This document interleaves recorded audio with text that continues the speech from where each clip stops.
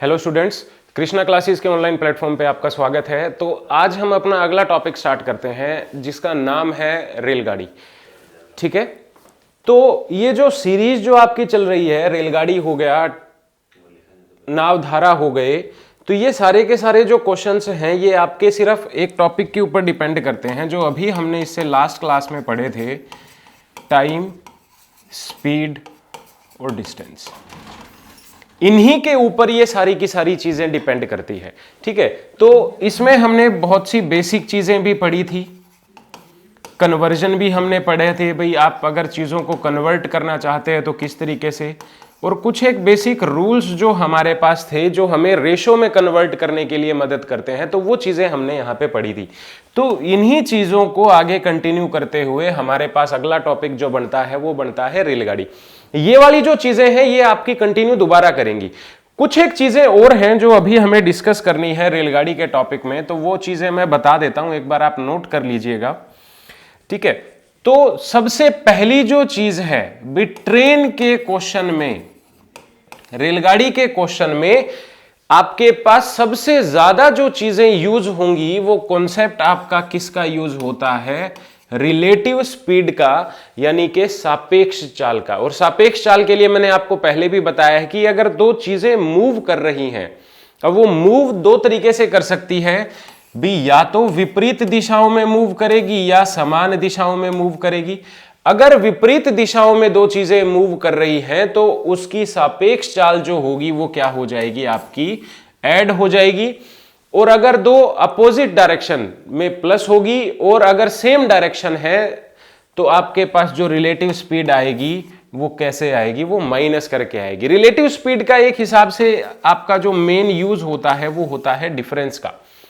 भी ओवरटेक करना है तो जो पीछे वाली गाड़ी है उसकी स्पीड आपकी ज्यादा होनी चाहिए, तो कितनी ज्यादा होगी उस चीज के ऊपर डिपेंड करता है। ज्यादा तेज होगी तो ओवरटेक जल्दी हो जाएगा, अगर कम है तो ओवरटेक आपकी वो चीज करेगी ही नहीं। तो यहां पे ये आपका रिलेटिव स्पीड का कॉन्सेप्ट रहता है। तो ये भी चीजें आपको ध्यान रखनी है कि अगर दो रेलगाड़ियां विपरीत दिशाओं में है, यानी कि एक दूसरे की तरफ चल रही हैं, तो रिलेटिव स्पीड ऐड होगी, और समान दिशा में चल रही हैं तो रिलेटिव स्पीड आपकी क्या होगी, माइनस होगी। ये हमने पहले भी पढ़ा है। तो इससे आगे चलते हैं, और चीजें जो आपको समझनी है वो क्या है। सबसे पहला पॉइंट, अगर रेलगाड़ी किसी प्लेटफॉर्म को, किसी पुल को, किसी दूसरी रेलगाड़ी को या किसी सुरंग को अगर पार करे, दोबारा सुन लो, अगर कोई रेलगाड़ी किसी प्लेटफॉर्म को, किसी पुल को, किसी दूसरी रेलगाड़ी को और किसी सुरंग को यदि पार करेगी, तो रेलगाड़ी की दूरी के साथ साथ या फिर रेलगाड़ी की लंबाई के साथ साथ इन सब की दूरियां भी क्या होंगी, या इन सब की लंबाई भी क्या होगी, ऐड होगी। ये क्यों होता है ये बात अभी हम देखते हैं। अब मान लेते हैं 100 मीटर का आपका कोई प्लेटफॉर्म है, 100 मीटर का आपका कोई प्लेटफॉर्म है, और इधर से एक रेलगाड़ी आती है 50 मीटर की। ठीक है, तो मैं कहता हूं इस प्लेटफॉर्म को पार करना है। तो पार करने का मतलब क्या है, जब ये रेलगाड़ी इस प्लेटफॉर्म से बाहर निकल जाएगी तभी आपका प्लेटफॉर्म क्या माना जाएगा, पार माना जाएगा। तो ये रेलगाड़ी पार करने के लिए आपके पास टोटल लेंथ कितनी ट्रेवल करेगी, 100 मीटर का तो प्लेटफॉर्म हो गया, और पार निकलने के लिए 50 मीटर रेलगाड़ी को खुद की दूरी तय करनी पड़ेगी। तो खुद की दूरी और रेलगाड़ी की ये जो प्लेटफॉर्म का डिस्टेंस है ये टोटल कितना हो गया, 150 मीटर। यानी खुद की लंबाई के साथ साथ इन सभी की लंबाई भी आपको क्या करनी है, ऐड करनी है, इन्हीं चारों चीजों में। यह बात ध्यान रखना। एक और चीज अगर आप यहां पे ध्यान से देखो तो प्लेटफॉर्म है, ब्रिज है, ट्रेन है और टनल है। इन चारों में से सिर्फ एक ही चीज मूविंग में आ सकती है, और वो कौन सी होगी, कोई दूसरी रेलगाड़ी। ठीक है, तो दूसरी रेलगाड़ी उस दिशा में भी आ सकती है जिसमें दूसरी जा रही है, सेम डायरेक्शन में भी हो सकती है, अपोजिट डायरेक्शन में भी हो सकती है। तो इसके क्वेश्चंस में थोड़ा सा ध्यान देना। बाकी जो तीनों चीजें हैं ये मूविंग के क्वेश्चन नहीं आएंगे, यहां पे सिर्फ रेलगाड़ी जो आपकी चलेगी उसी के क्वेश्चन बनेंगे। तो ये चीज ध्यान रखना कि अगर इन चारों में से कोई चीज रेलगाड़ी पार करती है तो दोनों की लेंथ क्या होगी, आपकी ऐड होगी। ठीक है, तो ये था पहला पॉइंट। इसके बाद दूसरा पॉइंट आपको ध्यान में रखना है कि यदि कोई रेलगाड़ी, दूसरा पॉइंट क्या है कि यदि कोई रेलगाड़ी किसी सिग्नल को, किसी पेड़ को, ठीक है, किसी पोल को या किसी व्यक्ति को पार करेगी, रेलगाड़ी किसी सिग्नल को, किसी पेड़ को, किसी पोल को और किसी व्यक्ति को अगर पार करेगी तो रेलगाड़ी सिर्फ खुद की दूरी ही तय करेगी। ठीक है, यह बात ध्यान रखनी है। इन सबको अगर कोई क्रॉस करती है रेलगाड़ी तो सेल्फ लेंथ ही क्रॉस करेगी, यानी सिर्फ खुद की लंबाई ही वो क्या करेगी, तय करेगी। ये क्यों हो रहा है भी, अगर आप देखो तो सिग्नल, पेड़, पोल और व्यक्ति, इनकी जो चौड़ाई होती है वो एक ट्रेन के आगे क्या है, एक लगभग जीरो वैल्यू आ जाती है। तो यहां पे हम बात करते हैं भी ये जो है ये आपका एक पेड़ है और इधर से एक रेलगाड़ी आती है 100 मीटर की।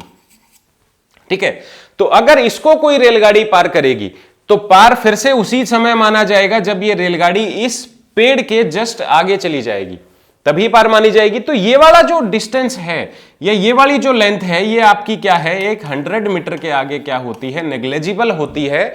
तो इसलिए हम इनकी विड्थ जो है उसको कंसीडर नहीं करते। तो यहां पे इन चारों चीजों के लिए अगर रेलगाड़ी इन सबको क्रॉस करती है तो इन चार के लिए आपके पास जो लेंथ ट्रेवल होगी वो खुद की लेंथ ही ट्रेवल होगी। और खुद की लेंथ किसकी, ट्रेन की, जो चीज पार करेगी उसकी लेंथ ही ट्रेवल होगी।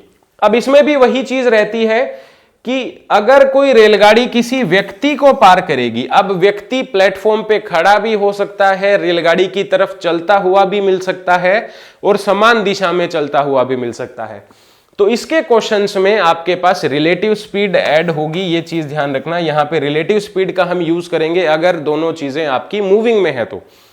बाकी ये जो तीन चीजें रह गई, यहां पे ये चीज आपकी चल नहीं सकती, तो यहां पे रिलेटिव स्पीड का कोई यूज नहीं होगा। इस चीज का हमें ध्यान रखना है। ठीक है, तो ये चार चीजें आपकी बेसिक हैं, इनको ध्यान में रखना। और जो पहले हमने पढ़ा है टाइम, स्पीड, डिस्टेंस में जो रेशोज के कॉन्सेप्ट हैं वो भी चीजें आपकी ध्यान में रखनी है।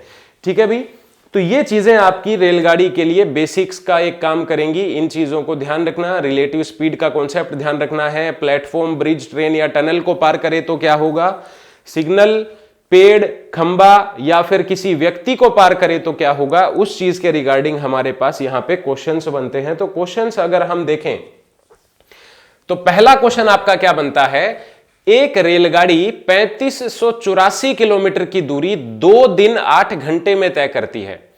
यदि इससे पहले दिन 1440 किलोमीटर और दूसरे दिन 1608 किलोमीटर दूरी तय किया हो तो रेलगाड़ी की शेष यात्रा के लिए औसत चाल का, पूरी यात्रा के लिए औसत चाल से कितना अंतर होगा। अब अंतर की अगर हम बात करें तो आपके पास यहां जो चीजें आएंगी, चाल का जो अंतर होगा यानी वो क्या होगा, आपके पास डिफरेंस यहां पे माना जाएगा। कहता क्या है बी, टोटल डिस्टेंस, संपूर्ण दूरी के लिए जो औसत चाल है, जो औसत चाल है उसका अंतर, ये जो शेष यात्रा वाली औसत चाल है उसका क्या अंतर होगा। तो वो चीज हमें चाहिए कि वो जो रेलगाड़ी की जो स्पीड बढ़ी है वो डिफरेंस हमें चाहिए है।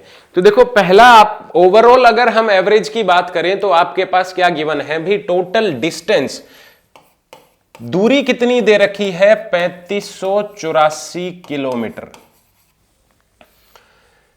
और कितना समय लेता है, टाइम आपके पास कितना है, समय आपके पास है 2 दिन और 8 घंटे। तो इसको कन्वर्ट कर लेते हैं, 2 दिन यानी 24 गुणा में 2 प्लस का 8, 48 और 8 यानी आपके पास कितने घंटे हो गए, 56 घंटे हो गए। तो 56 घंटे में जो रेलगाड़ी दूरी तय कर रही है वो कितनी है, 3584। तो आपके पास औसत कितनी आ गई, ओवरऑल एवरेज की अगर हम बात करें, एवरेज स्पीड संपूर्ण दूरी के लिए तो कितनी हो जाएगी, टोटल डिस्टेंस संपूर्ण दूरी बटे में टोटल टाइम यानी पूरा का पूरा समय। और ये 3584 को अगर आप 56 से काटोगे तो ये हो गया 6,336, 6 ये कितने पे कटेगा आपका 6,4, ये आपका आ गया 64 किलोमीटर प्रति घंटे। ओवरऑल एवरेज की अगर हम बात करें 3584 56 घंटे में अगर चलती है तो आपके पास औसत हो गई 64 किलोमीटर पर आवर, यानी 64 किलोमीटर प्रति घंटे की चाल। अब कुछ और कहता है, वो क्या कह रहा है, ये साफ कर लेते हैं एक बारी।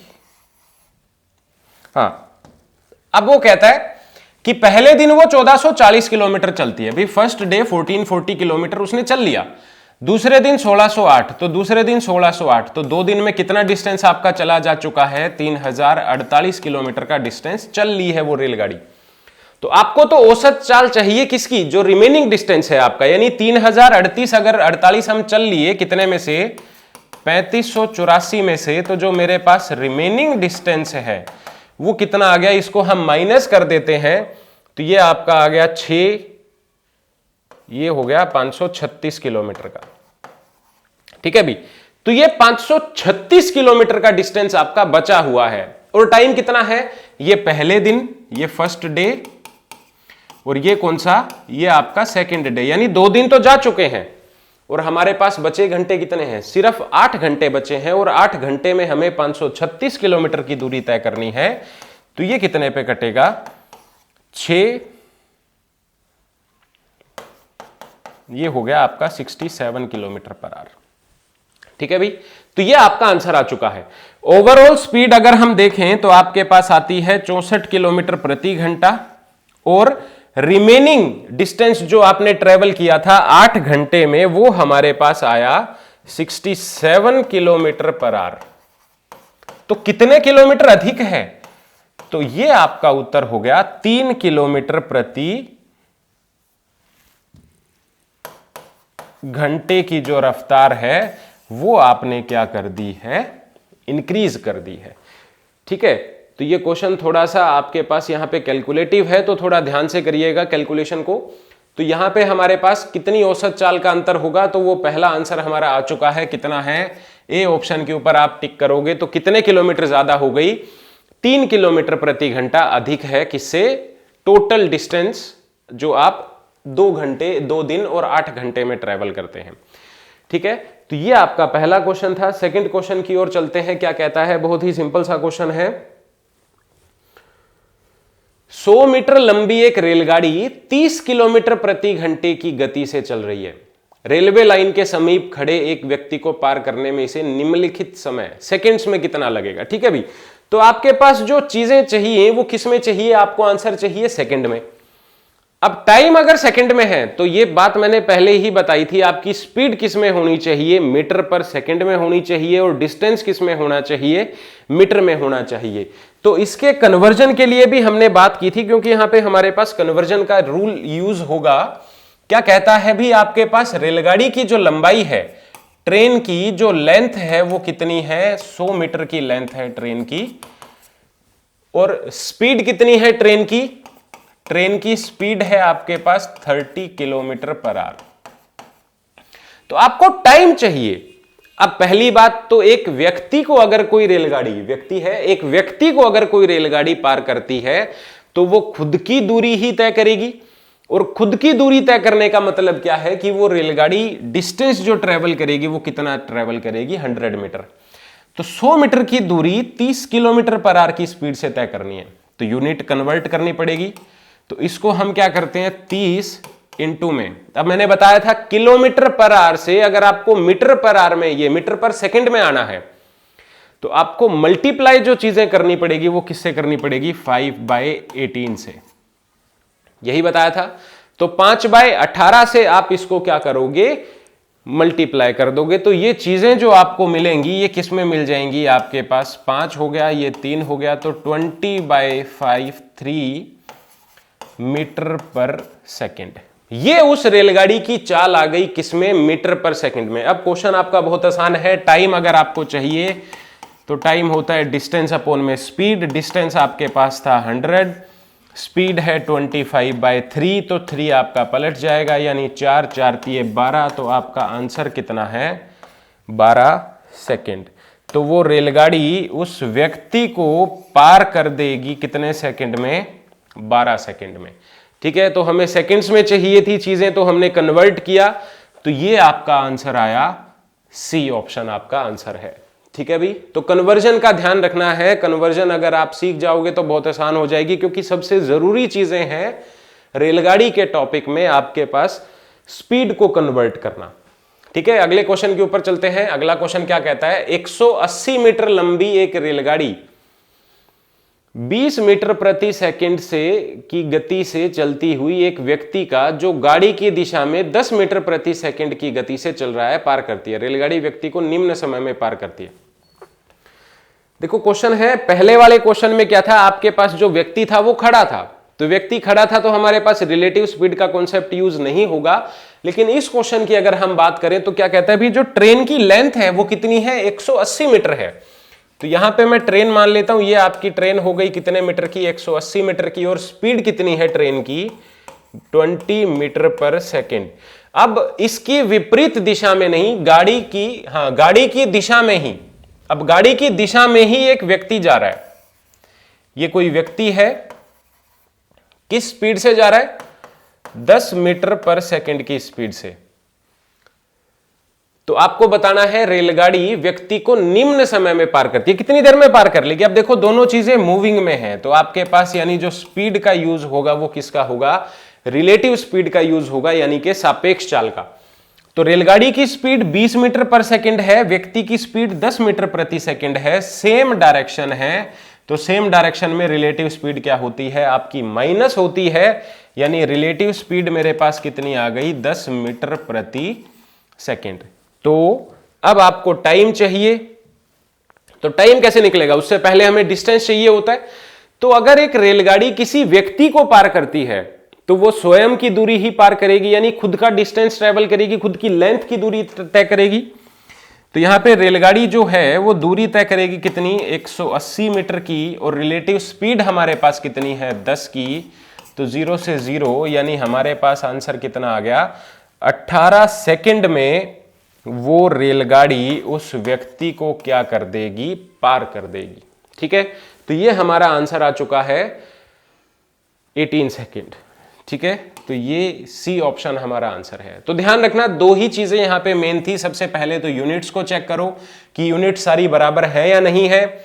दूसरी चीज, अगर एक रेलगाड़ी किसी व्यक्ति को पार करती है तो व्यक्ति को पार करने का मतलब है खुद की लेंथ ही ट्रेवल होगी, यानी 180 मीटर की ही।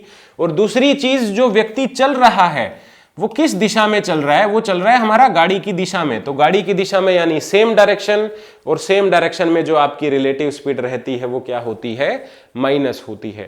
ठीक है, तो ये क्वेश्चन नंबर 3 आपका कंप्लीट हुआ। क्वेश्चन नंबर 4 की ओर चलते हैं। क्वेश्चन नंबर 4 क्या कहता है, 160 मीटर और 140 मीटर लंबी दो रेलगाड़ियां समांतर रेल पथों पर विपरीत दिशाओं में यानी अपोजिट डायरेक्शन में चल रही हैं, 77 किलोमीटर प्रति घंटा और 67 किलोमीटर प्रति घंटे की चालों से चल रही हैं।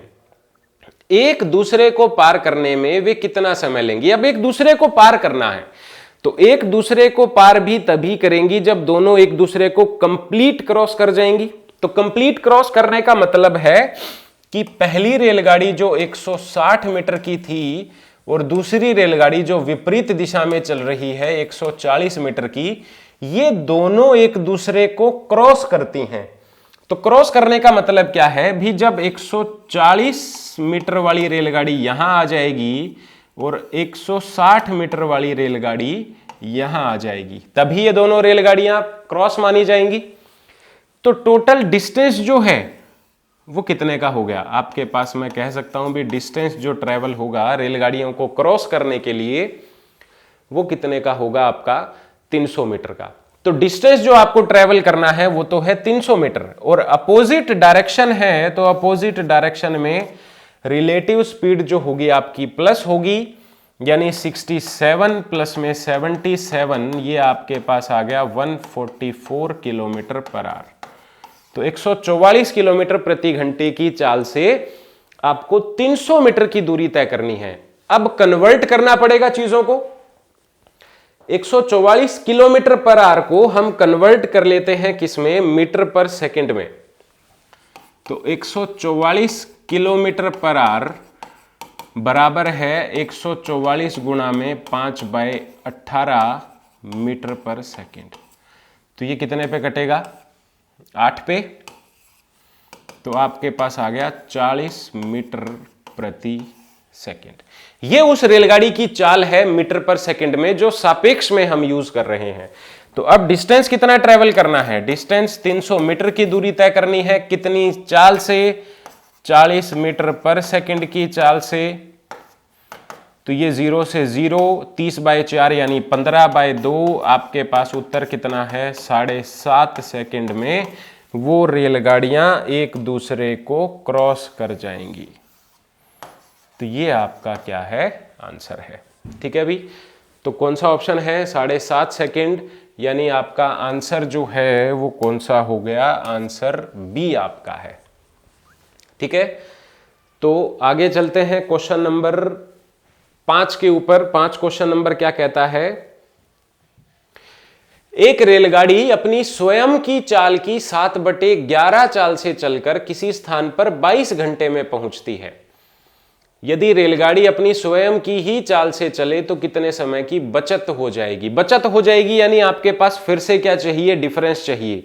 ओरिजिनल स्पीड से चलने पर रेलगाड़ी कितना समय लेगी और स्पीड कम होने के बाद अगर चले तो कितना समय लेगी। तो दोनों का डिफरेंस मुझे चाहिए है टाइम का।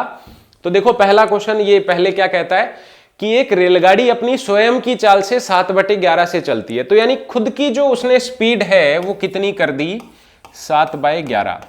यानी अगर उसकी ओरिजिनल स्पीड 11 थी, ओरिजिनल स्पीड 11 थी, तो न्यू स्पीड कितनी आ गई उसकी, 7 आ गई। और मैंने पहले भी बताया है कि अगर डिस्टेंस सेम है, ओरिजिनल स्पीड से भी उसने वही डिस्टेंस ट्रेवल किया था और स्पीड कम होने के बाद भी उसको वही डिस्टेंस ट्रेवल करना है, तो डिस्टेंस अगर सेम है तो चालों का अनुपात समय के अनुपात के विपरीत के बराबर होगा।